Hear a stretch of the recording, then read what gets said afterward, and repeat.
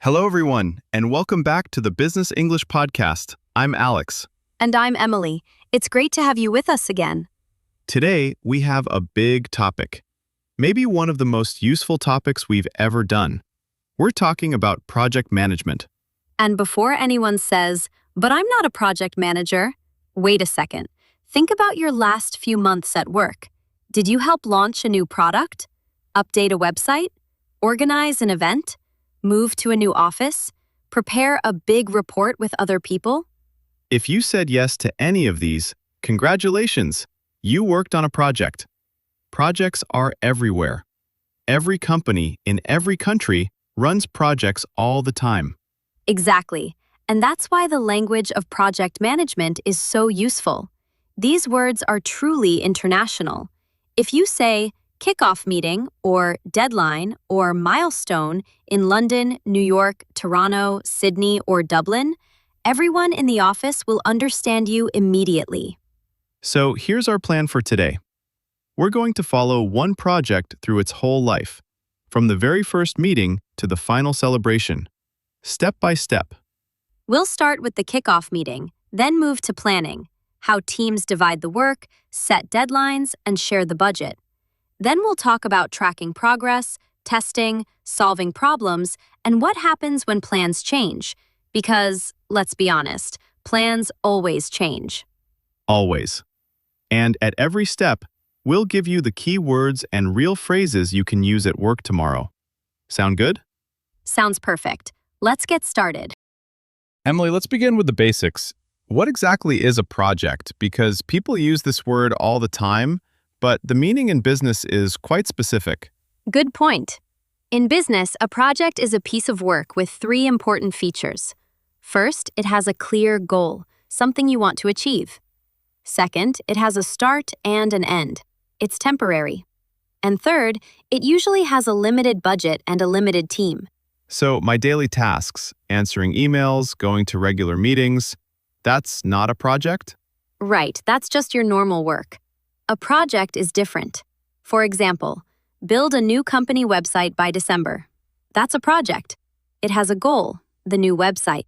It has an end date, December, and it has a budget, let's say 50,000 euros. Great example. Now let's talk about the people.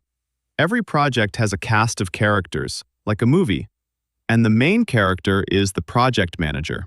The project manager, or PM for short, is the person who plans the project, leads the team, and makes sure everything gets done on time and within budget. If something goes wrong, the project manager is usually the first person everyone calls. A useful phrase here, who is running this project, or who is managing this project? That's how people ask about the PM. And the answer could be, Sarah is running it, or Sarah is leading the project. Then we have the team members, the people who actually do the work. Designers, developers, marketing specialists, engineers, whoever the project needs. If you're one of them, you can say, "I'm on the project team," or "I'm working on the website project." I'm on the project. Such a simple phrase, and you'll hear it every day in international companies. Next, a very important word, stakeholder. Alex, this word confuses a lot of learners. Can you explain it? Sure. A stakeholder is any person who is interested in the project or affected by it, not just the team. For example, if we're building a new website, the stakeholders include the marketing director, the sales team who will use the site, maybe the CEO, and of course the customers. So a stakeholder doesn't have to do any work on the project. Correct. They just care about the result. And project managers spend a lot of time keeping stakeholders informed. That means telling them regularly what's happening. There's one more special stakeholder we should mention, the sponsor. The sponsor is usually a senior manager or director who supports the project from above. This person approves the money and defends the project when there are problems. Think of the sponsor as the project's protector. When the project needs more money or more time, the project manager goes to the sponsor. And finally, many projects have a client or customer, the person or company that asked for the work and pays for it. Sometimes the client is external, from another company. Sometimes it's internal, For example, the HR department asks the IT department to build something. Let's quickly repeat the cast. The project manager runs the project. The team members do the work. The stakeholders are everyone who cares about the result. The sponsor supports the project from above. And the client is the one who asked for it and pays for it. Perfect. Now we know the people. Let's go to day 1 of the project, the kickoff meeting. The kickoff meeting. I love this term. It comes from football. The kickoff is the moment the game begins. Exactly. In business, the kickoff meeting is the first official meeting of the project. The whole team comes together, often with the client and the main stakeholders, and the project officially starts. And this meeting really matters. A good kickoff can save you months of confusion later. Emily, what happens at a typical kickoff meeting? Well, first, introductions. People often don't know each other, especially in big companies or international teams. So everyone says who they are and what their role is. A role is your job inside the project, what you are responsible for. At a kickoff, you might hear, "I'm Anna, I'm responsible for design," or "I'm Tom, I'll be taking care of the technical side." Responsible for. That's a phrase to remember. I am responsible for design. She is responsible for testing. Who is responsible for the budget? Then, after introductions, the project manager usually presents the goals of the project. Why are we doing this? What do we want to achieve? What does success look like? And here comes one of the most important words in all of project management: scope. S-C-O-P-E. The scope is everything the project includes, and, just as important, everything it does not include. Let's make this real. Our project is the new company website. In scope, a new design, 20 pages, an online shop. Out of scope, a mobile app. So if someone asks, "Will there be a mobile app?" the project manager says, "No, that's out of scope for this project." In scope and out of scope. You will hear these phrases in every English-speaking office in the world. They are polite, professional ways to say, "Yes, we're doing that," or "No, that's not part of the plan." The kickoff also covers deliverables. A deliverable is a concrete thing the project must produce and deliver, not an idea, a real result you can show. For our website project, the deliverables might be the design files, the finished website, and a training session for the team who will use it. 3 deliverables. You might hear, "What are the deliverables?" Or, "The main deliverable is the final report." It's a slightly formal word, but extremely common. Then the team looks at the timeline, the schedule of the project from start to finish. When do we start? When do we finish? What happens in between? And of course, roles and responsibilities. Who does what? This is often a special point on the agenda, by the way. The agenda is the list of topics for a meeting. One more beautiful phrase that you'll hear at almost every kickoff. We want to get everyone on the same page. To be on the same page means that everyone understands the situation in the same way. Same goals, same plan, same expectations. Let's make sure we're all on the same page. Honestly, if you learn only one idiom from this episode, learn this one. It's used constantly in offices everywhere. So, to sum up the kickoff meeting: introductions, goals, scope, deliverables, timeline, roles and responsibilities, and everyone leaves the room on the same page. If you are invited to a kickoff meeting, here are 3 smart questions you can ask. 1. What exactly is in scope? 2. What am I responsible for? 3. What are the key deadlines? Ask these, and you will sound like a true professional. And that word, deadline, takes us to the next stage: planning. So the kickoff is done. Everyone is motivated. Coffee cups are empty. What's next, Emily? Next comes planning, and the first step of planning is to break the work into tasks. You take the big goal, build a website, and you cut it into small, clear pieces of work. To break something down. That's the phrasal verb here. Let's break the project down into tasks. A task is one piece of work that one person or a small group can do. Design the homepage. Write the text for the product pages. Test the online shop. And once you have your list of tasks, you need to assign them. To assign a task means to give it to a specific person. The project manager might say, Anna, I'm assigning the design tasks to you. Or simply, Anna, can you take the design? And Anna can answer, sure, I'll take that. Or in many modern offices, people say, I'll take ownership of that. Ownership here means responsibility. It's my task now. I own it. I will make sure it gets done. I like that phrase because it sounds active and confident. Who wants to take ownership of the testing? I will. Now, every task needs a deadline. Let's spend a minute on this word because it might be the most famous word in all of business English. The deadline is the date or time when something must be finished, and there are so many useful phrases with it. To meet a deadline, to finish on time. To miss a deadline, to fail to finish on time. We met the deadline. Good news. We missed the deadline. Bad news. You can also have a tight deadline, a deadline that is very close with little time. Sorry, I can't join the call. I'm working on a tight deadline. And when a deadline is impossible, you can ask to move it. The natural phrases are to push back a deadline or to extend a deadline. Can we push the deadline back by 1 week? The client agreed to extend the deadline to Friday. Wonderful phrases.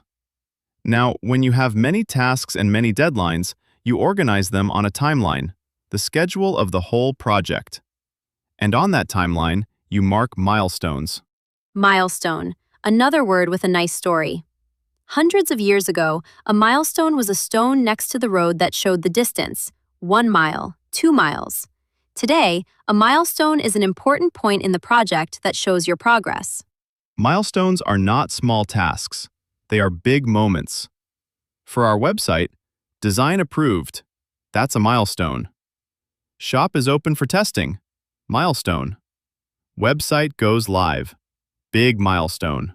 You'll hear phrases like, we've reached our first milestone, or the next milestone is the end of March. Reaching a milestone is often a small reason to celebrate. One more planning idea. Very simple but very real. Some tasks depend on other tasks. You can't test the website before the website exists. You can't write text for the design before you know what the design looks like. So in planning, people say things like, testing depends on development, or we can't start this until the design is ready. Understanding what depends on what, that's half of good planning. And the last planning word for now, to prioritize. When you have 20 tasks and time for 10, you must decide what is most important. To prioritize means to put tasks in order of importance. Let's prioritize. This task is our top priority. That's a low priority for now.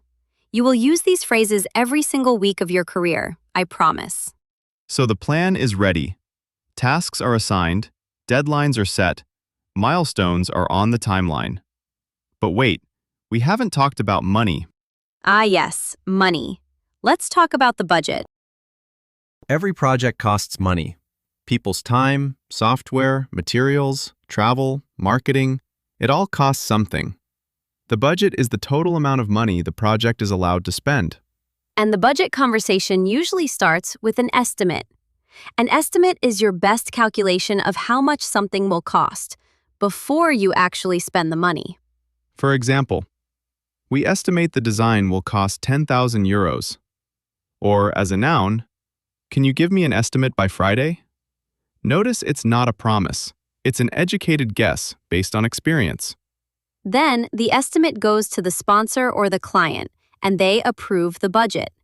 To approve means to officially say yes. The budget was approved last week.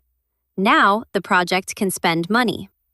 Once the project is running, the project manager's job is to stay within budget, to spend the planned amount or less. That's the dream. And the nightmare is to go over budget, to spend more than planned. I'm sorry, but we're over budget is one of the most uncomfortable sentences a project manager can say to a sponsor. The opposite, by the way, is under budget. We finished the project under budget. That sentence makes every director smile. Now, How does a team divide the budget? Usually, the money is allocated to different parts of the project. To allocate means to officially give an amount of money or time or people to a specific purpose.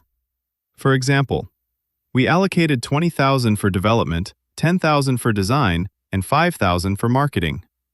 You can also allocate people. 2 developers are allocated to this project. And here's a piece of real-life wisdom. Smart project managers never plan to spend every single euro. They keep a small reserve, some extra money for surprises, because surprises always come. Always. The printer breaks, the software costs more than expected, you need an extra week of work. If you have a reserve, a surprise is just a small problem. If you don't, it's a crisis. Let's also mention the word resources, because it's bigger than just money. Resources means everything the project needs: money, people, time, equipment. You'll hear, "We don't have enough resources," or "Can we get more resources for this project?" That phrase, "we don't have enough resources," is the professional, polite way to say, "This is too much work for this team." Very useful. So, estimate the costs, get the budget approved, allocate the money, try to stay within budget, and keep a little reserve for surprises. That's project money in one sentence. Beautiful. Now the project is running, people are working, money is being spent. How do we know if everything is going well? For that, my friend, we have the status meeting. A project without regular check-ins is like driving at night without lights. You're moving, but you have no idea where. That's why teams have status meetings, regular short meetings, often weekly, where everyone shares their progress. Some companies call them check-ins or weekly catch-ups or simply weekly meetings. The idea is the same. The key word here is update. An update is fresh information about the current situation. In a status meeting, the project manager goes around the table and asks, "Can you give us a quick update?" And each person answers with 2 or 3 sentences, something like, "The design is almost finished, I'll send it tomorrow." Or, "I've completed the first 10 pages, 10 more to go." There are 3 magic expressions for describing progress, and they all use the picture of a schedule. First, on track. If the work is on track, it's going according to plan. Don't worry, we're on track for the March deadline. Second, behind schedule. That means slower than planned. We're 2 weeks behind schedule because of the software problems. Not a fun thing to say, but much better to say it early than to hide it. And third, ahead of schedule. Faster than planned. Good news, testing is ahead of schedule. A rare and beautiful sentence. On track, behind schedule, ahead of schedule. With these 3, you can describe the status of any project in the world. Now, sometimes during a status meeting, a team member says, "I can't continue my task because I'm waiting for something." Maybe they're waiting for information, or for another person's work, or for an approval.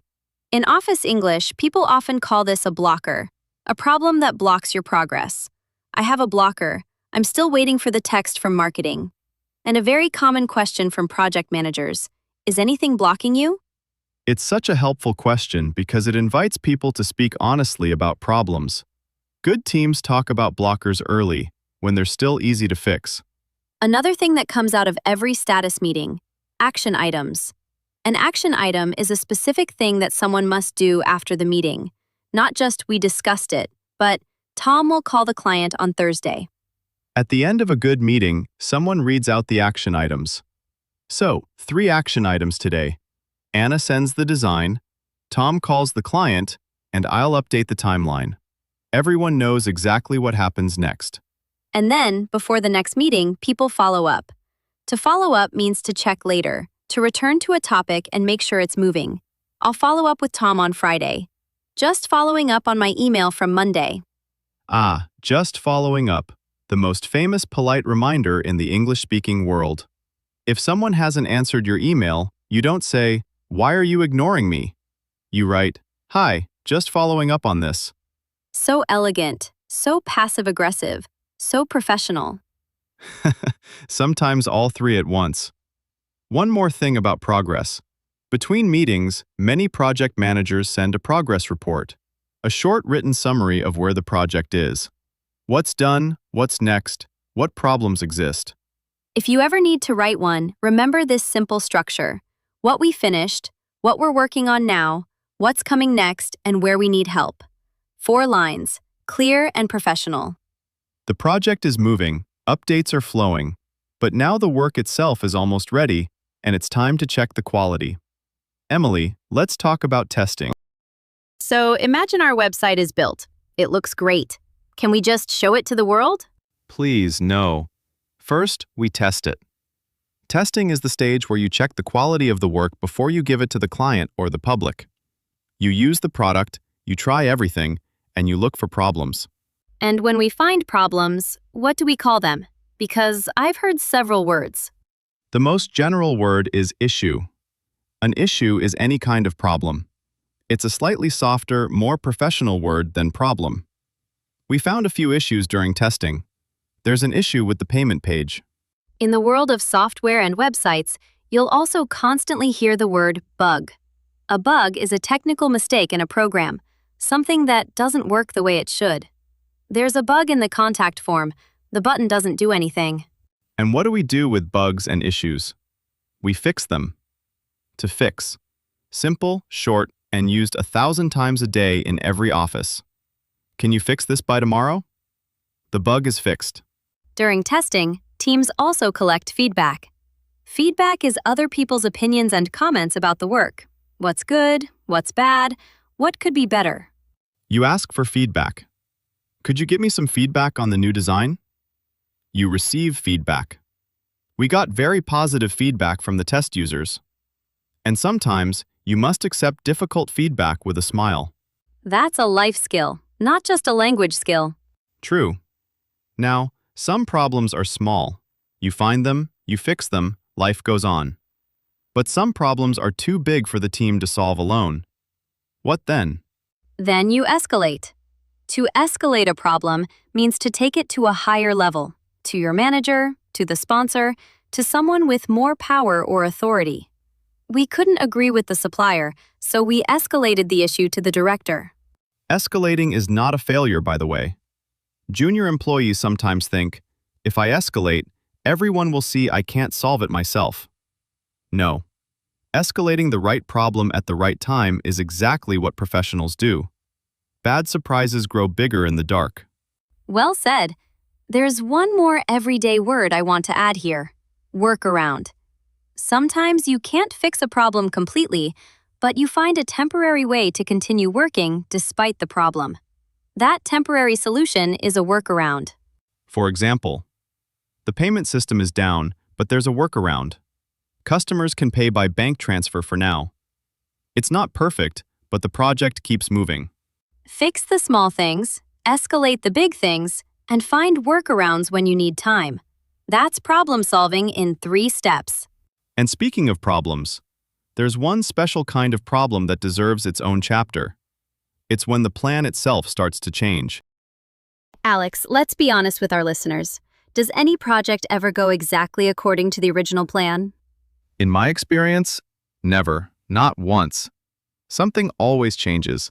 The client wants something new, a key person gets sick, the technology surprises you, the market moves. Change is not the exception in projects, it's the rule. So let's give our listeners the language of change. Situation 1. The deadline is in danger. The work is going slower than planned, and the team realizes they won't finish on time. The honest thing to do is to communicate early. The project manager goes to the client or sponsor and says, I want to flag a risk. We may not meet the deadline. To flag something means to point at it early so nobody is surprised later. And then there are options. Option 1. Push back the deadline. We'd like to push the launch back by 2 weeks. Option 2. Add more people or resources. Option 3, and this one is interesting, reduce the scope. Right. Remember scope from the kickoff meeting? Everything the project includes. If time is short, you can deliver less, but on time. Let's launch the website with 10 pages instead of 20 and add the rest next month. This is the eternal triangle of every project: time, money, and scope. If one changes, something else must change too. You want it faster? It costs more, or you get less. You want more features? It takes longer, or costs more. You can't have everything. Every experienced manager in the world knows this triangle, and now our listeners do too. Situation 2. The opposite problem. The client keeps adding new wishes. Oh, and can we also have a blog, and a newsletter, and maybe a small video? Each wish sounds small, but together they grow and grow. This famous disease has a famous name: scope creep. Scope creep is when the scope of the project slowly grows, little by little, without new time or new money. It's one of the main reasons projects miss deadlines and go over budget. I love this term because creep suggests something moving slowly and quietly, like a cat. Nobody decides to double the project, it just creeps. Exactly. And the protection against scope creep is polite firmness. The professional phrases sound like this: "That's a great idea, but it's out of scope for this phase." Or, "We can absolutely do that," as a change request. A change request, a formal official ask to change the plan. New scope, new deadline, maybe new budget. It turns a hallway wish into a real decision that everyone agrees on. And that connects to one more golden phrase: to manage expectations. To manage expectations means to make sure people expect something realistic, not a miracle. If the client expects a miracle, even good work will look like a failure. I want to manage expectations here. The first version will be simple. Say that sentence at the right moment and you'll save yourself a very unpleasant conversation later. So when plans change, and they will, flag risks early, use the time-money-scope triangle, watch out for scope creep, and manage expectations. Do this in calm, polite English, and you will be worth gold to any team. And now, finally, the happy part. The project is ending. The work is done. Let's close this project properly. The last stage of a project has its own rituals, and they matter more than people think. First, the team delivers the final result to the client. This is the delivery, or the final delivery. And the client checks it and, hopefully, accepts it. In many companies, the client officially confirms that the work is done and approved. People call this the sign-off. We got the client's sign-off on Friday. That's the moment the project is officially accepted. What a good feeling.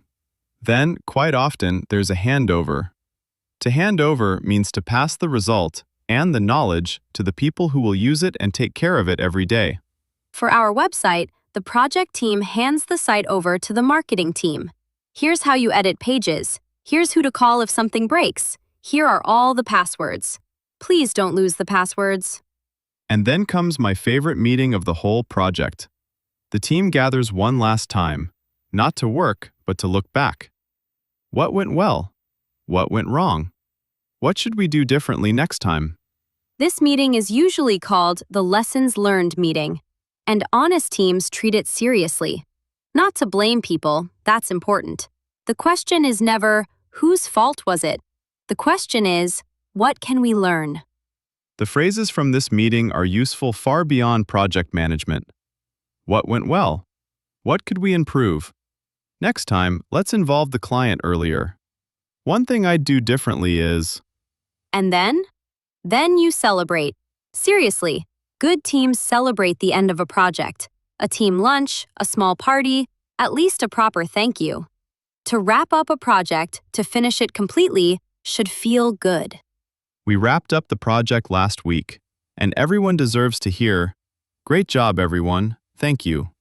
So, Alex, our imaginary website is live, the client signed off, the team had their pizza. I'd say we've walked through the whole life of a project. We have. And you know what, Emily? Let's finish today's episode with a little game, a thought experiment for everyone listening. Ooh, I'm ready. Close your eyes. Well, not if you're driving. Imagine it's Monday morning. Your director walks in and says, "Congratulations! You're the project manager for our new online shop. You have 6 months and 100,000 euros. What do you do first? Talk me through it. Challenge accepted. First, I find out who my stakeholders are, everyone who cares about this project, and I make sure I have a strong sponsor behind me. Then I organize a kickoff meeting, introductions, goals, and, most importantly, a crystal clear scope. What's in scope, what's out of scope, and what our deliverables are, so everyone leaves the room on the same page. Day 1. Done. Then planning. I break the big goal down into tasks and assign each task to a specific person. Everyone takes ownership of their piece. I set realistic deadlines, mark the big milestones on the timeline, and check what depends on what, so nobody waits around. And with my team, we prioritize the most important things first. And the money? We estimate the costs, get the budget approved, and allocate it across design, development, and marketing. And I quietly keep a reserve, because surprises will come. My dream is to finish under budget. My promise is to fight to stay within budget. The project starts. Months 2, 3, 4. What does your week look like? Every week, a short status meeting. Everyone gives an update. On track, behind schedule, or, if we're lucky, ahead of schedule. I always ask, is anything blocking you? We write down our action items, and I follow up before the next meeting. And once a week, the stakeholders get a short progress report from me. No surprises, ever. Month 5. The shop is built, and the testing begins. We test everything, and we find issues, because we always do. Small bugs, we fix. Problems too big for us, I escalate to my sponsor. And if something can't be fixed today, we find a workaround and keep moving. And then, month 5, week 3. The client calls. Can we also add a mobile app? It's a small thing, right? My old friend scope creep. I take a deep breath and say very warmly, that's a great idea, and it's out of scope for this phase. Let's write it up as a change request for phase 2. And if we're truly behind schedule, I flag it early and we talk about the triangle: time, money, scope. We push the deadline back or we launch with less. But nobody hears bad news at the last minute. I manage expectations from day 1. And month 6? Month 6, final delivery. The client tests everything and gives us the sign-off. We hand the shop over to the team who'll run it. We hold our lessons learned meeting, what went well, what we'd do differently. And then, Alex, then we celebrate, because we just wrapped up the project. Emily, honestly, that was perfect. Did you hear that, everyone? One story, and every single word from today's episode was in it. If you understood Emily's whole answer, you are ready for any project conversation in English. And if you missed a few words, no problem at all. Listen to this episode one more time tomorrow. The second time, everything connects. All right, everyone, it's time for us to wrap up. See what I did there? But first, your small task for this week. We give you homework because it works. Here it is. This week, use 3 expressions from today's episode in your real work. Maybe you'll say, we're on track in a meeting. Maybe you'll write, just following up in an email. Maybe you'll bravely tell someone that their brilliant idea is out of scope. And then come back and tell us about it in the comments. We read every single one, and we'd love to know which phrase you used and how it felt. If this episode was useful, you know what helps us most. Like the video, subscribe to the channel, and share it with one colleague who works on projects. There's a new episode twice every week. Next time, we're talking about another topic you asked for, so make sure you don't miss it. Thank you so much for spending this half hour with us. Go manage those projects. Stay on track, everyone. Bye for now. Bye, everyone.